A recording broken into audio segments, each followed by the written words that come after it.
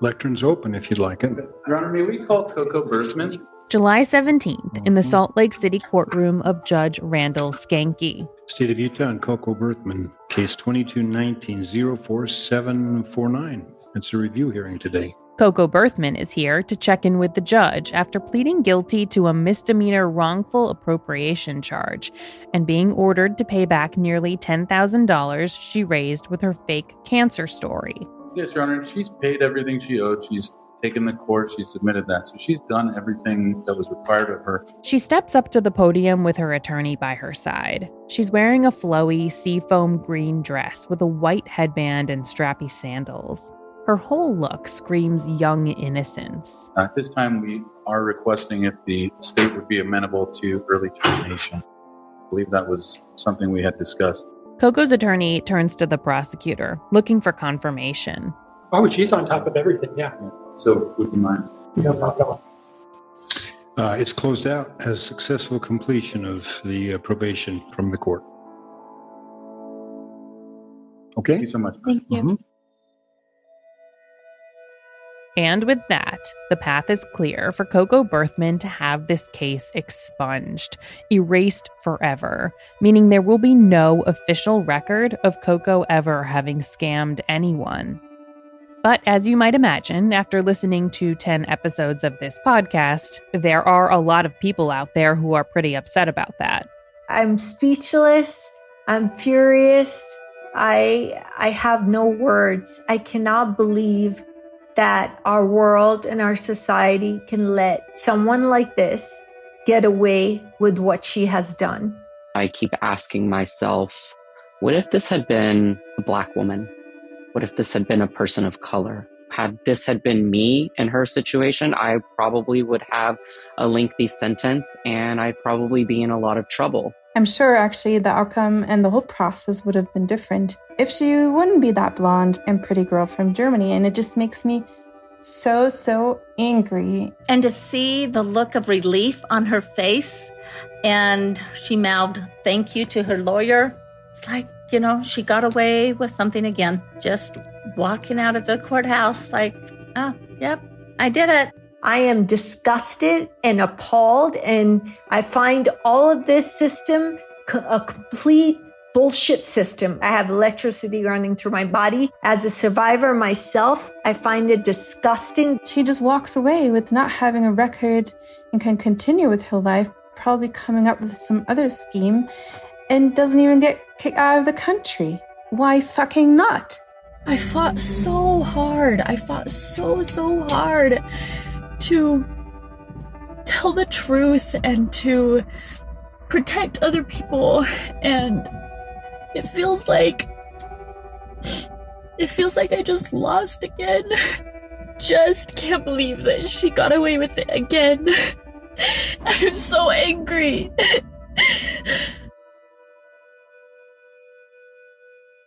And it's not just that people feel that the court case fell short of acknowledging the emotional toll of Coco Berthmann's lies. We can say really confidently that this prosecution failed to address the extent of her monetary fraud, too. The court case was only about the $10,000 that Coco Berthmann raised through a GoFundMe account. According to the police report, she spent that money on things like hair and beauty supplies and at places like the Apple Store and Chick-fil-A. But it does not account for the money that Coco Berthmann collected outside of that GoFundMe campaign. The police records mention an additional $10,000 raised through Venmo, which doesn't seem to have ever been prosecuted. Plus, at this point, we've talked to more than 50 people on the record for this podcast, and many more off the record. And I asked almost everyone we talked to the same question. How much money did you give Coco Berthmann because you believed that she was who she said she was? Almost everyone said they gave her something. From cars. I paid $8,000 for the car. Beth bought her a car, had her on her own insurance. Paid for her gas. To plane tickets and hotel rooms. And her damn food. and her Uber. To production services for her music videos. We used our people on payroll. Therapy bills. Wait a minute, I didn't spend $100,000 on just our family. Phone bills. So not only paid for the iPhone, but the plan as well. It was her laptop, it was her phone, it was her... And, we felt bad because we thought she had been alone and she had gone through so much that we wanted to help. There were medical treatments. Took her to the doctors. Designer dresses, an iPad, an expensive hairdryer, makeup. One of those people who you just would not ever recognize ever without her makeup on. And almost everything that was spent on her big 10th anniversary celebration. They actually planned and sponsored that 10-year anniversary party. Plus, many more people did not keep tabs on the meals they bought her or consider the cost of housing her for free. That would be at least a couple grand a month.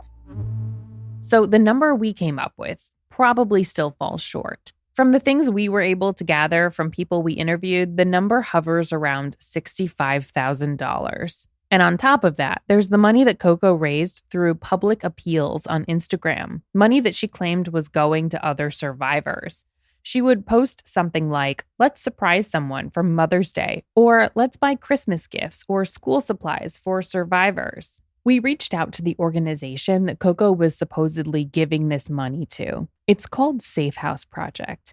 They told us that Coco made one donation, about $2,500 around Christmas time in 2020, to give survivors holiday gifts.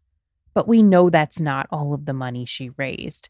Because Emmy, the survivor who documented Coco's internet activity, she sent us screenshots of Coco's Venmo history.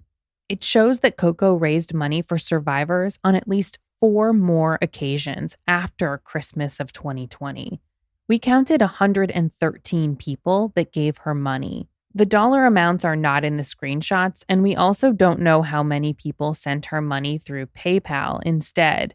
But we do know that Coco did not donate any of this money to Safe House Project. And none of the stuff that we just talked about ended up being part of that criminal case. As far as we can tell, it was never even investigated. We've made multiple requests for comment from the South Jordan Police Department, and they have said nothing to us. But the wake that Coco Berthmann leaves behind is not just financial. She tore apart friendships, romantic relationships. She was actually intent on driving us apart. Some people stopped volunteering after their encounter with her. One of the women was like, I'm just done. I'm done helping people. One anti-trafficking advocate even stopped advocating against trafficking. I'll tell you why. She was duped so badly. She is an expert in her field, and she fell off the face of the earth. And at least 2 other people changed their line of work, including Amanda Frisbee, who was earning money as an energy healer. I just had no desire to do energy work anymore. I feel like the root of it is that I was like, how could I have missed something this big? If I'm all into these intuitive gifts and whatnot, how did I miss this? Who am I? What do I do now? How do I move on from this? At this point, a year into our investigation and more than 10 episodes for you all who are listening, I realized that it's really easy to just decide to hate Coco. She's the bad guy in this story, right? It's funny because we've heard now from a couple of people that Coco is going around saying that I'm out to get her, that I'm trying to get her deported. I have to roll my eyes at that because in nearly every email I've written asking someone for an interview, I've written this one line, a reminder to myself as much as anything that I didn't want to fall into the trap of just hating Coco. It was a reminder that this story has nuance. This is what I wrote. I know that Coco's story got a lot of sensational attention, and I want to say right from the start, that's not what we're aiming to do. We want to have a thoughtful conversation. And I wrote the same line to Coco Berthmann through her attorney back in September of last year when we first reached out for an interview. He didn't get back to me. But then, as Coco's court case was coming to a close in July, I wanted to try again. So I wrote her a letter telling her how many people we'd spoken to, all the places we had gone, and a lot of the things that we had found.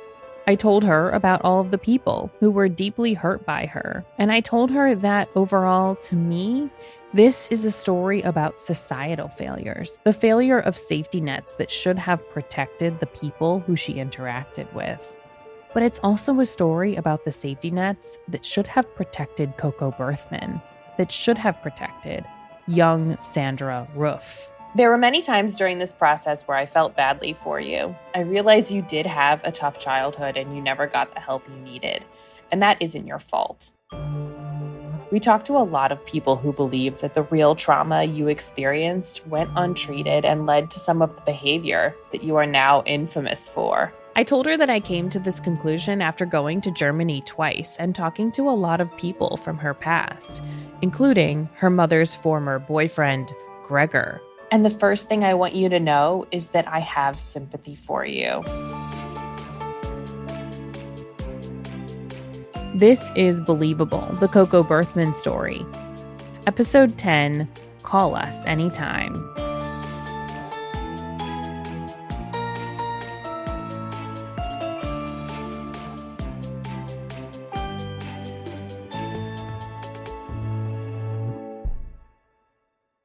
Let's take a break from Coco's story for a second.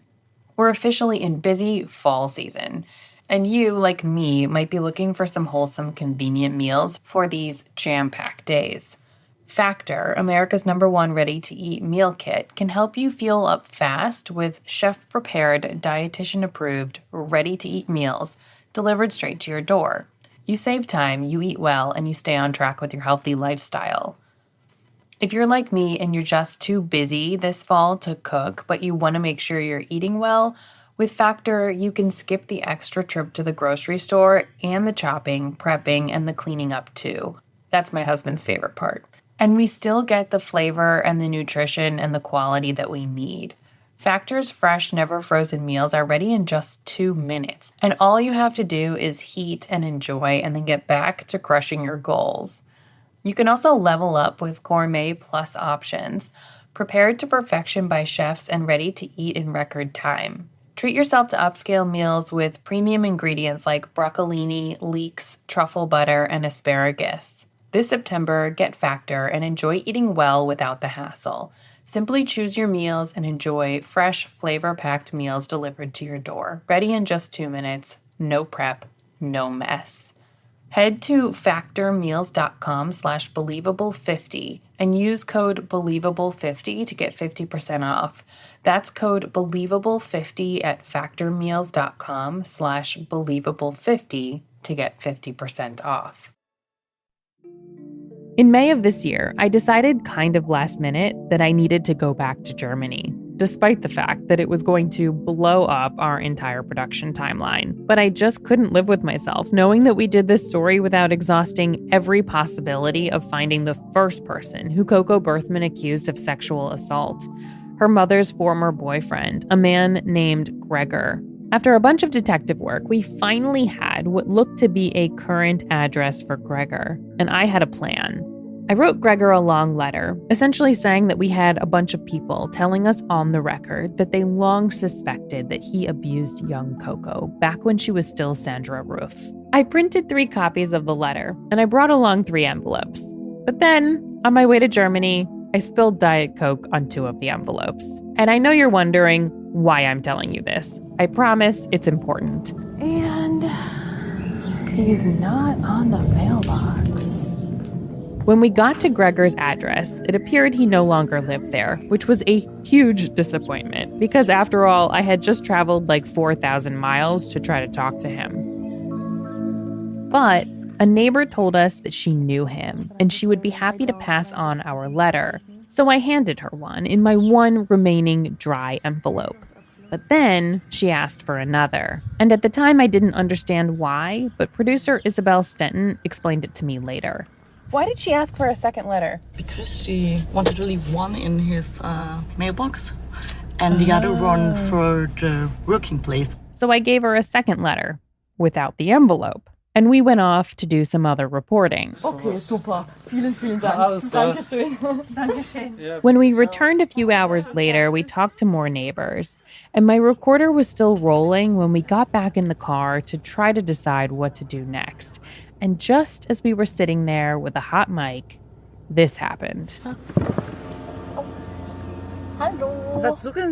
A woman came up to the car window. It was clear she was upset, but with my very terrible German skills, all I could make out was that she was Gregor's wife. Ja, das ist mein Mann. Okay. Ja. Isabel went back and forth with her for a bit, and then she stopped to fill me in. She is offended because we gave the uncovered letter to a stranger. Remember that Diet Coke that spilled on my envelopes? Yeah, I handed the neighbor a letter detailing Coco's allegations against Gregor. And with no envelope, all the neighbor had to do was unfold it to read it. Tell her, I'm sorry about that. We had a covered one. She asked for a second. Darf ich Ihnen das kurz erklären? Wir hatten gerne den Suddenly, the woman motioned for us to follow her. It turns out the address was wrong because Gregor had moved, but he had not moved far. So we followed his wife for a minute or so down the street and then up 2 flights of stairs, where she led us into the apartment she shares with Gregor. She told us to sit at the kitchen table and she poured us a cup of water while continuing to reprimand us for the uncovered letter. Then she makes a phone call, and I don't need Isabel to translate to understand that she's talking to Gregor, asking when he'll be home. Minutes go by with no sign of Gregor.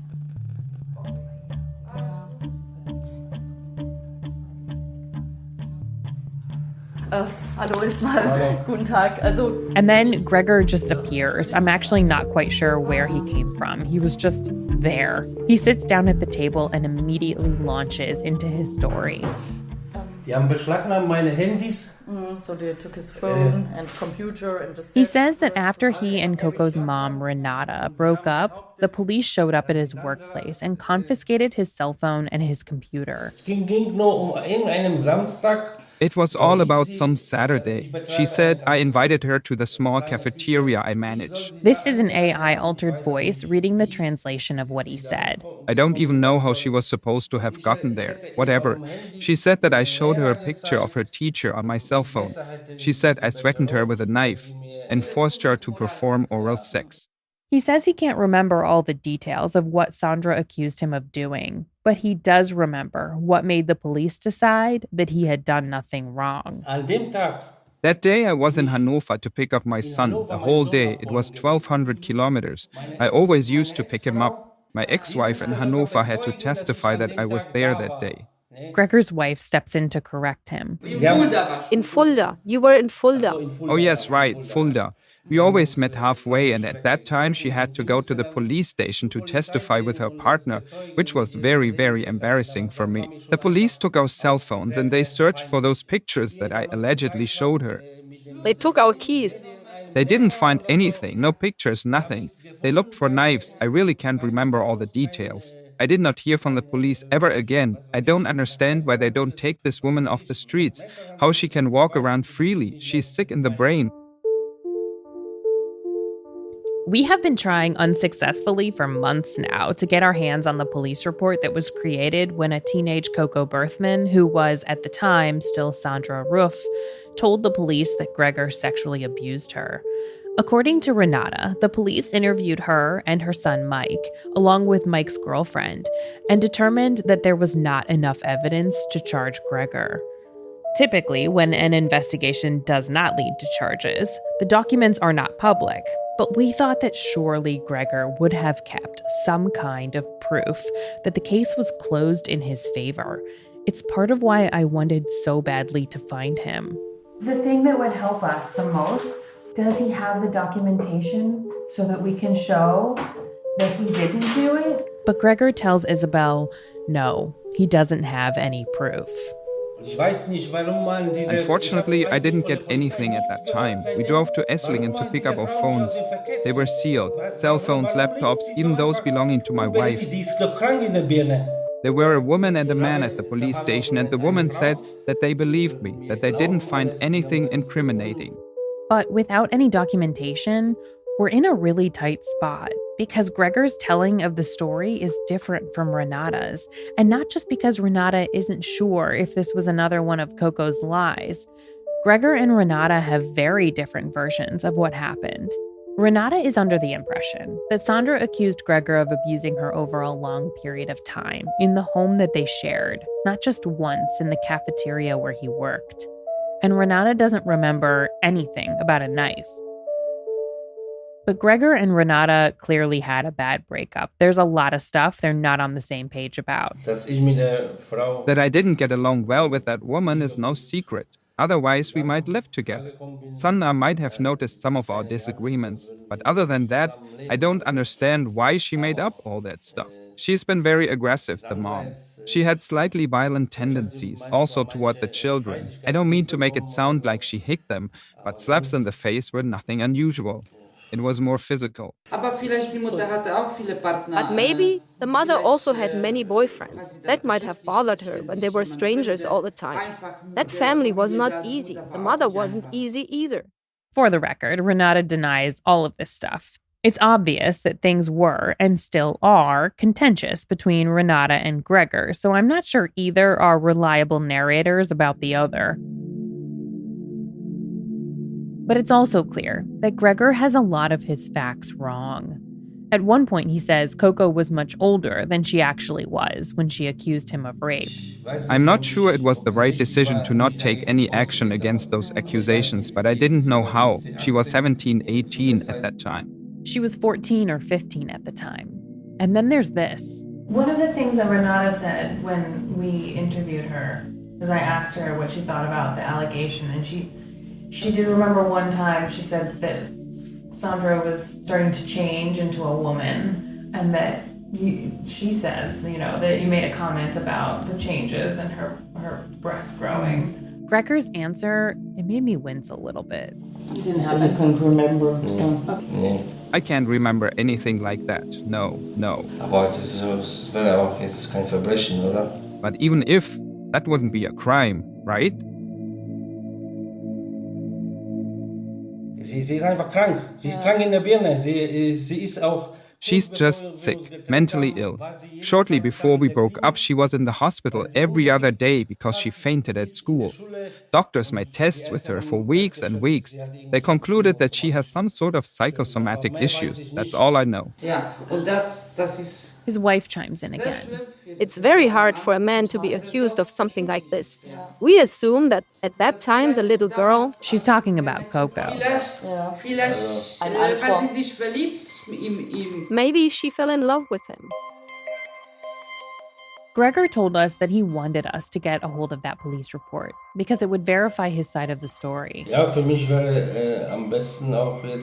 It would be best for me to go to the police right now and tell them to hand over the documents to show you that she lied at that time. Everything was a lie. But then a few minutes later, he sounds less sure. If you ask the police, I am 50 now. Maybe something from before shows up. Many people have accusations from before. A few days after our conversation, Gregor wrote to us in an email, and he said that he did call the police station and ask for the report, but they told him it was too old and no longer available. I was kind of skeptical of this at first. Germany has this reputation for keeping meticulous records. But then producer Katharina Felke explained that there might be a plausible explanation for why even Gregor himself could not get these documents. So basically they tell me you have time limits in Germany when it comes to investigations. So it's required that after a certain period of time, depending on the crime, the police has to remove all the records. Katharina has been trying for months to find these records. She tried police, prosecutors, even the state archive with no luck. And after she looked everywhere the documents might have been stored, she was given another explanation for why they couldn't be found. So in Gregor's case, they were saying, okay, this happened a long time ago. So what they're saying is, since they don't appear in the electronic file system, nor in any sort of paper records, we assume that the time limits expired. They can even pin it down to a date. They say all the records would have been destroyed and deleted from the system in 2018. It's sort of a right to forget. And I think that's just some sort of like mentality, or just like some sort of like cultural approach that we're seeing here in Germany. And I feel like, especially in Germany, like Germany was like a surveillance state in the 1960s, going forward until the fall of the Berlin Wall. So I feel like there's like a certain sensitivity when it comes to that aspect, to that sort of like privacy and having the right to go on with one's life. Is it a cultural misunderstanding on my part that I think it's weird that Gregor himself didn't hang on to those documents to prove? No. I'm sorry. I would always kept them. Like always. Like, why would you get rid of those? Yeah, I mean, I'm with you, but I don't know. I'm not a real German. I'm a fake German. Me neither. Katharina is actually Austrian, for the record. So producer Kerstin Silm chimes in. I guess I am the real German. I don't think it's a cultural thing. I'm like on a personal, I try to understand it. And I was thinking, was he in a mindset that I don't want to have anything to do with this? I want this to be over with. And I don't even want to look at it. But that's nothing cultural. That's just me trying to explain. We had a bunch of American people tell us that. That's producer Karen Given. Like, oh, I had the chats with her, but I deleted them all because I don't want to see them again. That's true. But they don't exonerate those people of wrongdoing. That's true. This is a little different. That's true. And this whole thing about Gregor not having documents is especially confusing to me because it seems to contradict the reason why he says he's so upset. Wenn mir jemand sagt oder unterstellt, ja, du hast was geklaut oder so. If someone would accuse me of stealing something, I could say, okay, no hard feelings. But stories like this need to be cleaned up. I don't even want them to be out there. I manage a cafeteria. I deliver food to kindergartens. I don't want this. It's sick. It's character assassination. I don't know what else to call this. Krankes Zeug. Ich kann nur so viel dazu sagen. It's all sick stuff. That's all I can say. Sick stuff. She has a strong imagination. To me, she's mentally ill. A person like her has to be taken off the streets. She'll keep doing this until maybe innocent people end up in prison. That's what I think. It's been 15 years since I was with Renata. It's really brutal. As we wrapped up in Gregor's kitchen, he said something to us. He said, hopefully everything will be clarified. Ich hoffe, dass sich das klärt alles. Ja, also tschüss. Danke, dass Sie uns auch nochmal. Our team discussed this quite a bit because when investigating Coco Berthmann's story, nothing is ever really clear. Isabel Stenton, who was there translating that day, thought Gregor came across pretty well. Karen and I talked about it later. She was like, oh, he was so honest with us and he seemed so genuine. And I was like, well, yeah, I mean, a lot of predators have sat across from me and gave me stories that were plausible and believable and seemed genuine. Like, they're not the creeps that you see on TV. And also somebody who has the ability to do that to somebody else, to another human, also believes that they can, like, they've convinced themselves that they can convince you of anything. You weren't getting very good translations in the moment. So when you walked out of there, what did you think about him? I think the first thing I said was like, wow, they were very hospitable given the circumstances. I did have moments where I felt empathy in that I felt empathy mostly for the wife. Like, she's been dealing with this for 15 years. They kind of thought it went away and now it's back. And it was like back in a really sudden and aggressive, ugly way. And I'm not saying he's guilty, but like, I don't think that just because he talked to us means he didn't do it. And there were these things that Gregor said that made both Karen and me suspicious. There is a moment for me that is like, what?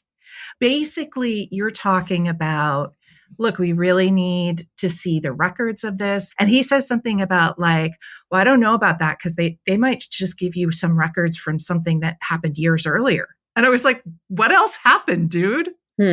That's the one that got me.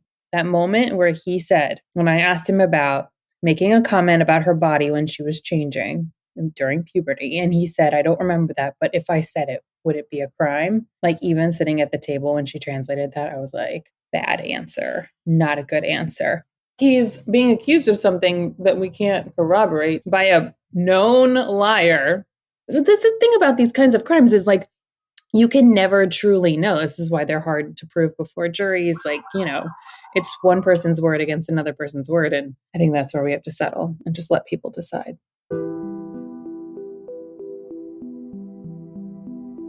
Even with everything I know about Coco Berthmann, all the times that we've proved she lied, I still have a hard time believing that she lied about Gregor. Because despite everything, I still default to believing survivors, and I'm not the only one who feels that way. You don't just go out and claim to be a victim of violent sexual crime or rape. For fun. For fun. I mean, there's easier ways. There's better ways. Not this.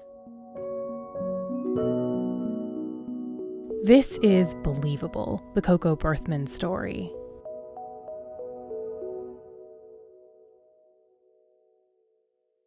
Let's take a break from Coco for a second. I'm sure you've had this feeling before. I have it all the time. Even though my closet is overflowing with clothes, I feel like I never have anything to wear. And then I found Quince, and I finally given my closet the upgrade that I desperately needed. I've been able to build out a capsule wardrobe with iconic pieces that can be styled for any occasion. Quince creates timeless classics that never go out of style. You have them in your closet forever, which makes putting together that outfit way easier. Quince has all the capsule wardrobe must-haves, like 100% Mongolian cashmere sweaters from $50, suede and leather jackets, and silk blouses and dresses. Those are my favorite. Here's the kicker. All Quince items are priced 50 to 80% less than similar brands. By partnering directly with top factories, Quince cuts out the middleman and passes the savings onto us. And Quince only works with factories that use safe, ethical, and responsible manufacturing practices and premium fabrics and finishes. Now that it's fall, I'm pretty much living in the cashmere sweaters. And I love to pair them with the silk blouses and the silk skirts. Quince has all the quality of the really expensive brands that I used to splurge on, but since their prices are so much lower, I can treat myself to more quality pieces. So take the drama out of planning an outfit and upgrade your closet with Quince today. Go to quince.com/Coco for free shipping on your order and 365-day returns. That's QUINCE.com/Coco and get free shipping and 365-day returns. Quince.com/Coco. On a hot summer night in 1988, Jane Borowski was stabbed 27 times by an unknown man. She was 7 months pregnant. My name is Jane Borowski. I survived, and I remember everything. Jane is the lone survivor of a serial killer. I'm your host, Jennifer Amell, and this is Dark Valley. Join us in our search for America's unknown serial killer. Subscribe to Dark Valley, out now.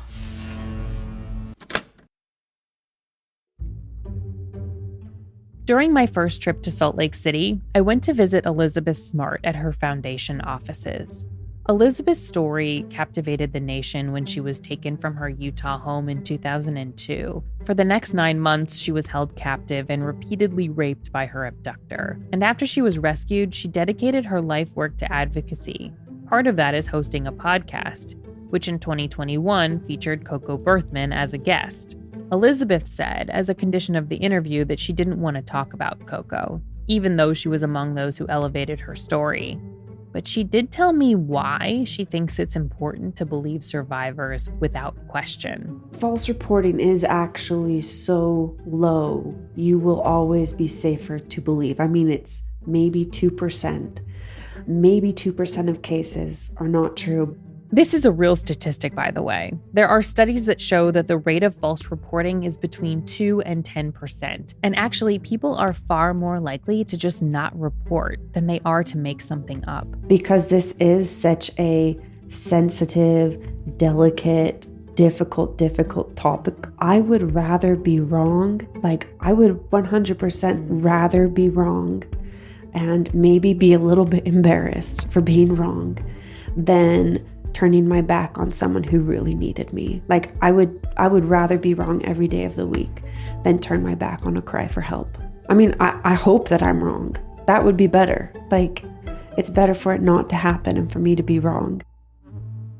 She also told me this, which really stuck with me in the months that followed as I crisscrossed the Atlantic searching for answers in Coco's story. I've had a lot of time to ponder on, why did I turn out the way that I have? I mean, why, for probably the most part, why am I okay? I mean, what happened was a nightmare. And thinking back through the details, sometimes I'm like, I don't know if I should be okay, but I think I am. I think I'm fine.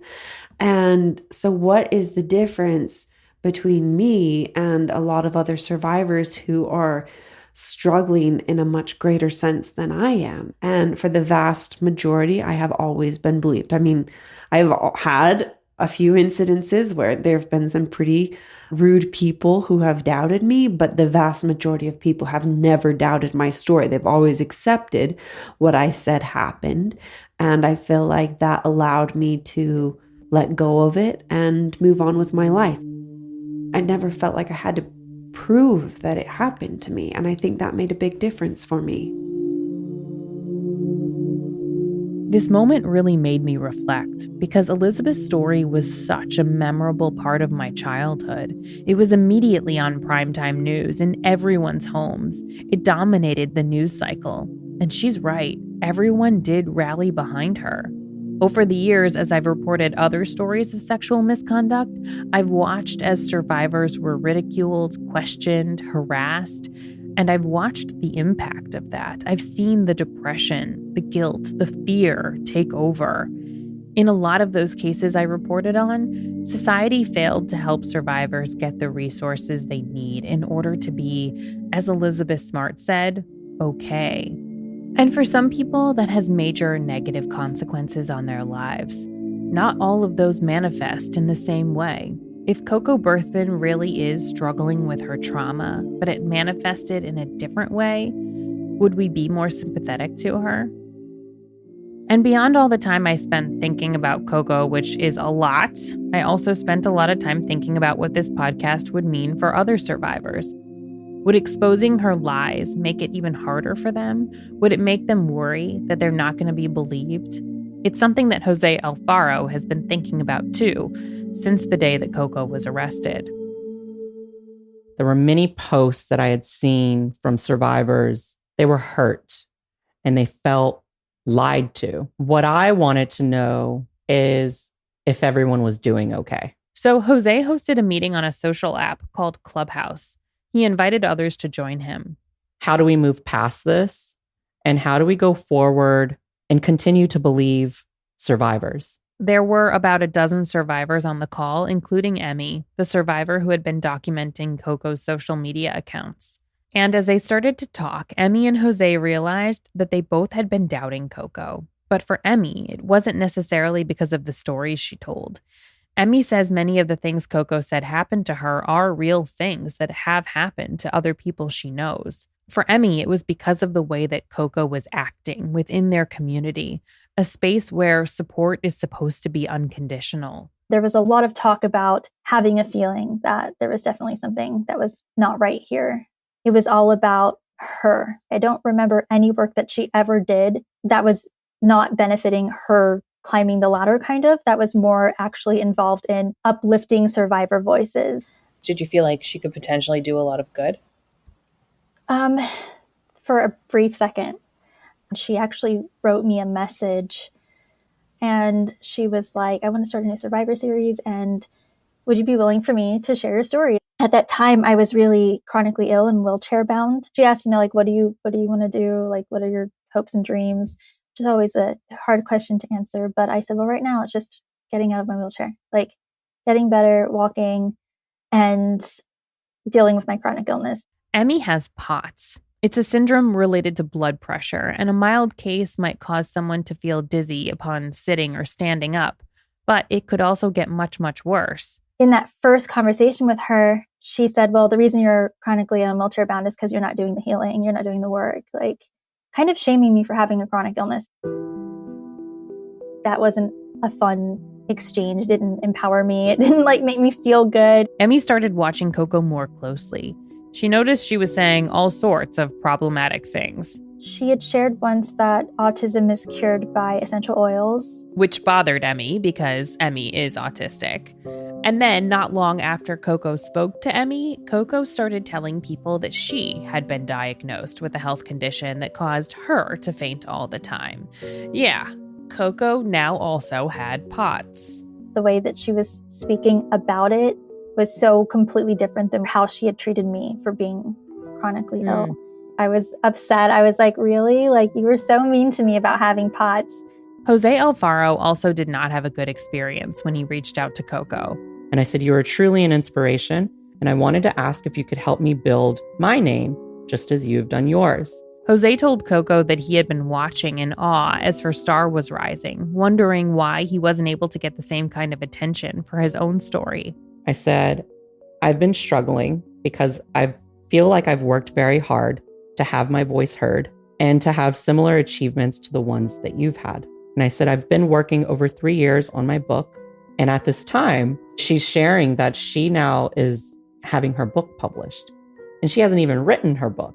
I said, I've been feeling like I'm ignored or passed up on because of my sexuality. If we can talk or if you can help, please let me know. Never responded. I felt like everything that Coco Berthmann did was not for the help of other people. It was not to spread awareness on human trafficking. It was all for herself. It was all to get ahead. Another survivor named Sinette Perry, who lived with Coco for a few weeks in a safe house in Utah, told us that Coco seemed to be mining other survivors for their stories. Ironically, she called me dramatic. Sinette is deaf, and so we interviewed her via text message, and we're using an AI-altered voice to read her text messages. She used to ask a lot of questions. Now looking back, she wanted them to make her own story. She asked me how old I was when I first was trafficked and had my first baby, then asked, was it fun to stay home from school? WTF. Sinette eventually complained to the folks who ran the safe house. She told them Coco was bossy and controlling, doing things that were triggering to other survivors. I tried to tell them Coco may have been looking for survivors to, groom and exploit or something. They kept telling me to try and work with her. I ended up leaving because they didn't believe me when I told them I suspected she was lying. This is something that Amanda Frisbee would later hear too. Man, I am just outraged. When she started a TikTok channel devoted to Coco's scam. Like, she really picked the most vulnerable communities in our society and really kicked them where it hurt, didn't she? Like, that's not okay. Last night, I got another message from a survivor and was just like, holy cow. One person in particular was like, yeah, I used to be really close with her. We would talk on the phone and chat and message all the time and whatnot. And I opened up to her about like my trafficking experience. And then very shortly afterwards, she started passing it off as her own story. And when I confronted her about it, she just blocked me. And so I had a few people reach out and say, yeah, she did the same thing to me, so that she could have like the worst trafficking story of them all. She was the person you thought of when you think human trafficking survivor. And then there's Maribel Goldwyn. Maribel was a recipient of Coco's scholarship fund. This scholarship fund is the only tangible advocacy that Coco really did. But even Maribel didn't have a good experience. She made me feel so bad as an actual survivor. We reached out to Maribel for an interview, but she didn't respond. So this is an AI-altered voice reading from the comments she made on YouTube. She used terms that resembled gaslighting and called me a case as opposed to a human.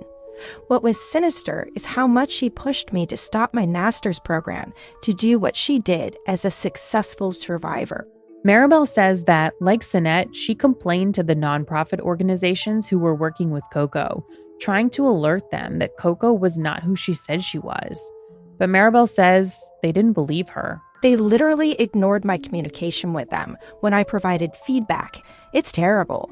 Preying on an already vulnerable set of individuals, evil and incompetent from the standpoint of those who just took her word for it, instead of looking deeper into her allegations. This is something Emmy told us too. These organizations that trained her to go in and rescue survivors, giving her credibility. Look what I've done. Look what I do. They said, well, we're going to do live streams with her. We're going to do fundraisers with her. We're going to support her, which gives her credibility. I'm just very upset to know so many organizations knew what Coco was doing in terms of like, you can't tell me that you didn't receive feedback you have from multiple survivors. Even after Coco's arrest, Emmy noticed that a lot of organizations distanced themselves from Coco, but they did it quietly. They didn't outright denounce her. In fact, when confronted, they hedged. I think that is most devastating to me. You're supposed to be fighting for us, working for us, advocating for us. You would talk about holding perpetrators accountable, but yet they allowed Coco to go into these spaces and be a perpetrator. That just made the entire space unsafe. And yet they ignored it. Maribel wrote about this on YouTube too. There have got to be much better checks and balances for services that are allowed to be provided for such vulnerable populations as survivors of sex trafficking, especially survivors of familial sex trafficking from childhood. Too many people take advantage with not much punishment. Jose, Emmy, and many others who we spoke to, they all attributed Coco's special treatment to the same thing. Because she's white and because she's blonde and she has blue eyes, in a way, she was like this perfect spokesperson for what a trafficking victim is supposed to look like. She was blonde, blue eyes, very attractive, sweet girl. Attractive, camera ready. I won't even go into how if she wasn't a white girl, this would be a completely different situation. If Coco were a woman of color, I don't know that she would have gotten the traction. Here I am with a story that has been 100% proven, testified in a trial against my trafficker. He was sentenced to 30 years in prison. And not once did I ever have opportunities even remotely close to hers. It just felt like unfair. What was it about Coco Berthmann that made her so special and the other survivors not? Let's really put our money and let's do the work and help those that really need to be helped, not someone that you are fangirling over. I can't imagine the number of people out there who don't even have food to eat. And Coco Berthmann is taking $10,000 from people and ordering hundreds of dollars of Chick-fil-A.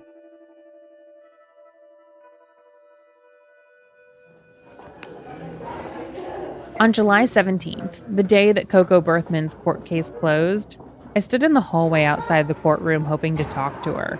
Hey, Coco. Coco just kept walking. She walked right by me. I just want to make sure she knows that we're open to talking if she wants to talk. She was with her lawyer and with another woman who had been in court with her. The woman actually stepped in between us as if to protect her from me. Okay, update. The hearing is over. I had some debriefs to record for Dear Media's social pages, so I stayed behind in the hallway. Actually, here she comes now. And a few minutes later, Coco, her lawyer, and the other woman came walking by again. As they walked by, her attorney put his hand up to signal that I should stay away. I'm not going to chase her. I just wanted to make sure she knew I was here. I'm not chasing. Coco clearly still has support. There are people who don't know about her arrest. One person who I talked to after the court hearing said she still gets messages from folks on the internet who believe Coco's cancer story is real. We have also heard that Coco has rejoined the LDS Church.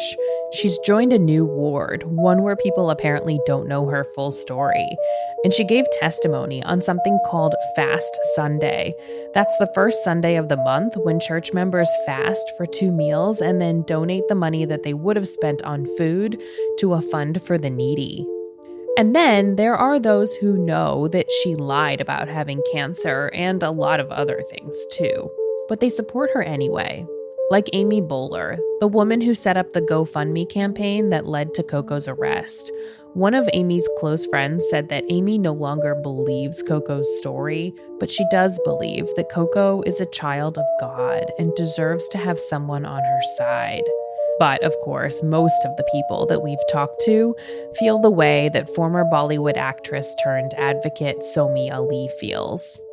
I do not have sympathy for her because You can't sympathize with evil. You can sympathize with people who are unwell and are not aware of what they're doing. But Coco is fully aware of what she's doing. She knows how to manipulate the system, and that's how she got away scot-free. This is giving survivors like myself and others suffering. This is making life further more difficult for them. And she should be ashamed of herself for what she's done to all of us, to all the survivors. And to dupe people and get money out of them, she is a disgusting human being. And to lie about being trafficked, I feel bad for her parents, and I have no sympathy for her whatsoever. I'm sorry I sound harsh, but it is totally justified in this case.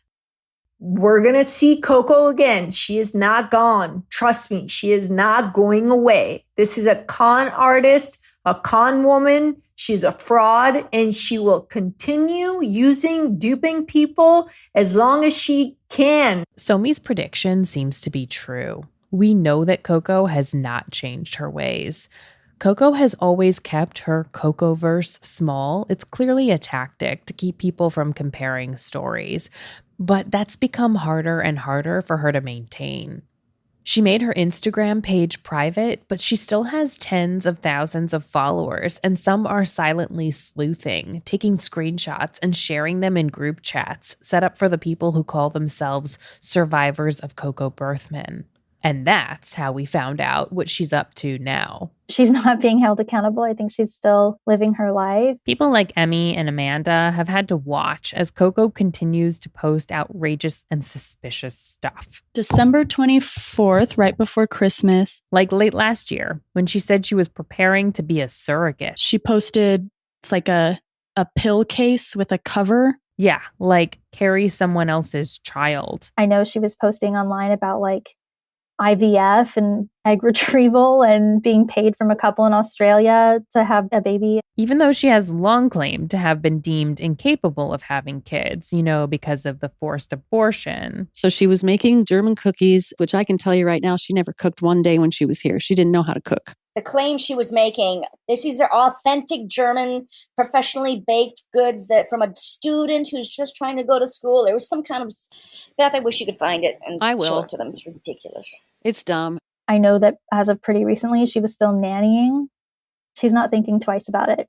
Like, she is not losing any sleep over what she did. That's pretty obvious. And that's also really sad because I think at most people deserved an acknowledgement that this happened.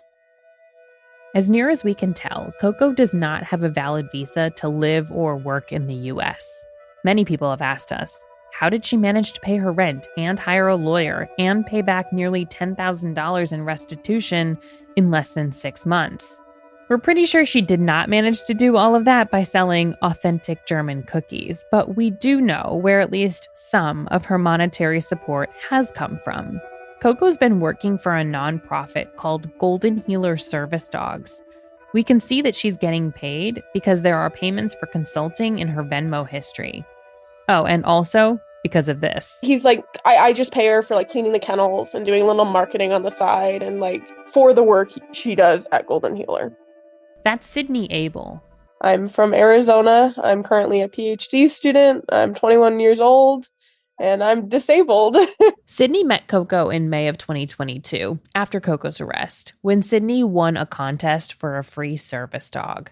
The contest was run by Golden Healer Service Dogs, a Utah-based organization run by a husband and wife, Mike and Shauna Carlson. But according to Sydney, Coco is very much also involved. Yeah, so I came in July to pick up my dog, and the first person I see when I walk in the door is Coco Berthmann and her service dog, Juno. For the record, this is the very first that we're hearing about Juno allegedly being a service dog. In fact, one person told us that Juno actually bit a child. So if Juno is a service dog, it's only on paper. And I was told when I was there that the only 3 remaining employees at Golden Healer Service Dog are Mike Carlson, Shauna Carlson, his wife, and Coco Berthmann. I found Sydney because she had what she calls a terrible experience with Golden Healer Service Dogs. The dog that they gifted her, she says, it wasn't a service dog at all.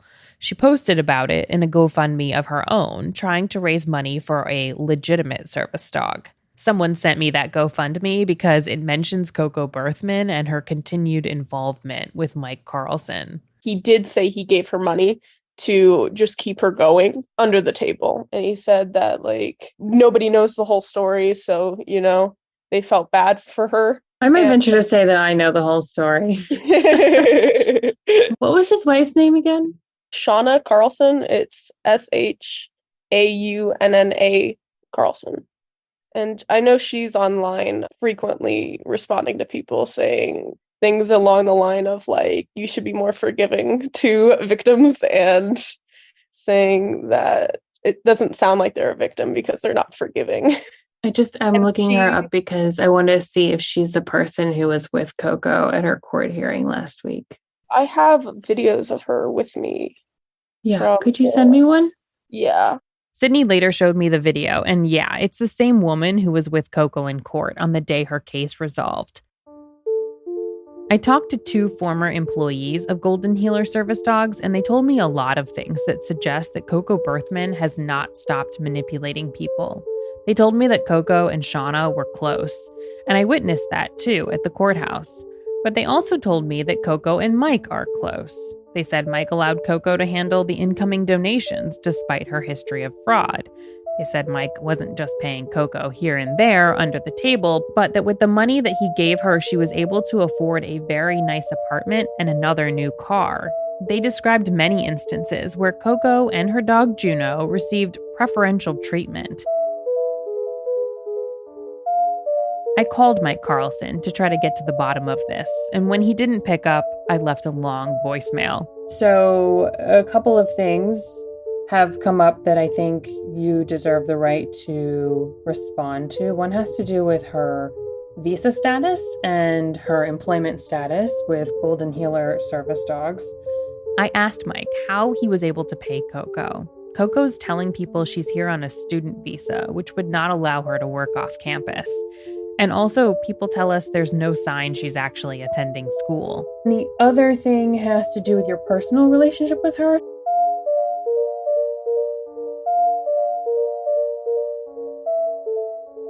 Mike Carlson has not responded to my voicemail.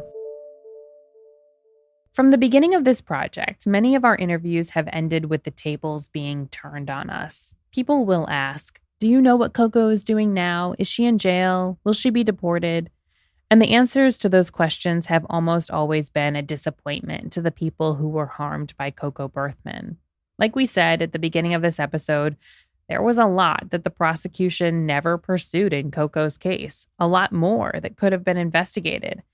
And so people ask me, what can be done now that Coco has gotten away with it? And it's not really a question that I'm qualified to answer. But I happen to know someone who is. My name is Danny Savalas. I'm a criminal defense attorney and a legal analyst for NBC News. And you're leaving something out. And I'm your husband. Yeah, that's right. That's the most important thing. Always. Yes, of course. Through the course of this reporting, I have felt many times actually like, seriously, I wanted to consult you because there are some things that I will say are strange about the way this prosecution played out that I'm suspicious of, and I want to run them by you. I tell Danny about all those Venmo payments, the 113 payments I found in the screenshots from Emmy, and the $10,000 in payments noted in the police report. Why would the prosecutor ignore all of those and go only after the $10,000 that was raised on GoFundMe? I don't know for sure, but if I'm thinking like a prosecutor and I want the easiest layup, the easiest case to make out beyond a reasonable doubt, that is a cleaner, tighter, easier case from an evidence standpoint to put in front of a jury. You put up a picture, here's her GoFundMe page, and here's the button you click to make a donation right underneath. And it could be the case that a posting on Instagram and then a subsequent Venmo donation, gift, transaction, whatever the case may be, might be hard to prosecute because it creates an extra step. You have to show that the Instagram call for action was the reason that the person made a donation or gave money on Venmo. And Danny says a prosecutor might not want to take that extra step, especially if they were not very interested in the case to begin with. One of the signs that a prosecutor may not be very interested in a case is when they don't want to take on a challenging set of facts. There were many times where I'm in Utah for a status hearing. I've flown there from New York. Like, to me, this is a big deal. And prosecutors are like, huh? What case? Who's this? Can I have a second, please, to like read in before we talk about it? And like, it was just so telling to me.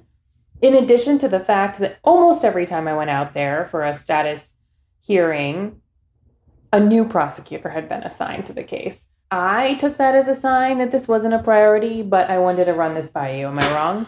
I think your instincts are spot on. I think one of the hallmarks of a case that prosecutors don't want to touch, that is a hot potato, is when it gets handed off to different prosecutors. Believe me when I tell you, state prosecutors, if they have a case that they think will lead to glory, that will lead to victory, that will lead to them ascending the ranks of the prosecutor's office, they will keep that case. They will take it home with them at night. They'll stick it under their pillow. They'll think about it all the time. If they have a case that they think is a dog, that's the case that they keep handing off again and again to different, usually younger, usually newer prosecutors. So that, I believe your instincts are spot on. I've never been a prosecutor, but I really believe that it's very likely that this is a sign that the prosecutors are not that interested in this case. Coco Berthmann could still be prosecuted for the money that she raised on Venmo, but it doesn't seem likely. It doesn't seem like prosecutors are interested in pursuing those charges. And it could be, as Lynn Packer has suggested, that powerful Utah politicians are behind that. They're embarrassed by Coco, embarrassed that they had their pictures taken with her and spoke at some of the same events. They just want this whole thing to go away. But there is a path forward that doesn't involve the state of Utah. The state authorities and the federal government are considered separate sovereigns, almost separate kingdoms. So, strangely enough, prosecution for the same crime by the federal government would not be barred by double jeopardy because the federal government is considered a separate sovereign. So there are a few different ways that Coco Berthmann could still be held accountable. And as long as the statute of limitations does not expire, there is still a chance. But Danny warns, federal prosecutions are somewhat uncommon. The federal government doesn't have unlimited resources, so it necessarily is a prosecutorial body of cherry picking. They have to pick and choose what they're going to prosecute. Federal prosecutors are kind of, they're driven by things like, is it something people are talking about? Is it something that's on our radar? There are many cases of the federal government seeing something on TV and deciding to prosecute it. Those are documented instances. A federal prosecution is a long shot, and Karen and I are feeling how I imagine you, our listeners, are feeling too, unsatisfied with the end of the story. So unsatisfied that I even talked to our resident forensic psychiatrist, Dr. Shahom Das, about it. I'm very used to going into the weeds on a story, long investigations. This one so far has been, I keep saying 10 months, but Karen, I think we're coming up on a year by the time this wraps up. And after spending a year on something, I am typically used to sort of having an answer, like a more definitive answer than the one that we have here. And it's taken me a minute to kind of come to grips with that. Like, we actually may not actually be able to figure out what the heck happened to her. What actually the truth is, despite having thousands of pages of documents and of medical records and just like all the things you really hope for in an investigation. I mean, we have them all and we still don't feel like we really know. And that's been challenging. And can you give us some therapy? No, I'm just like, what's the diagnosis? So I suppose your listeners won't know this, but you and I very briefly, I don't know if you remember this, Sarah, we discussed this during another previous call, which is that there's a thing called transference between a therapist and their client, and a thing called countertransference. Transference is what the patient puts on the therapist. So if the patient is angry with their mother For example, they might displace that onto the therapist and be angry with the therapist. And countertransference is what the therapist feels about the patient. Even when you've not said it directly, just speaking to you about this case, I can feel that there's some countertransference. And forgive me for being a bit glib, but it feels like she's doing the same kind of emotional manipulation vicariously to you as she has directly to her victims. So specifically being quite frustrated at her. Also not really knowing where the truth is. So I think that was part of her power for her victims. When people were questioning things and pulling out untruths, she was trying to covering it up by this almost like camouflaging it with semi-truths and bits and pieces of pieces. Sometimes she took bits and pieces of other people's stories. Sometimes she told bits of truth within like a web of lies. And that is part of the way that she has managed to carry out her actions and con people. It is by people not knowing where the truth ends and lies. And I think that's kind of what you're feeling. So I've not given you any solutions. I've kind of just described the problem. Well, no, but this makes sense because I find myself sometimes making excuses for her. Like I find myself I want to be empathetic towards her. I want to be nuanced about this. This is not like meant to be Coco is a big liar. She lied about everything. Hit piece, I wanted to go into this really open to the possibility that a lot of things were possible. Yeah. But like, am I just making excuses for her? Like, am I like almost too sympathetic to her at this point? Are you too sympathetic to her?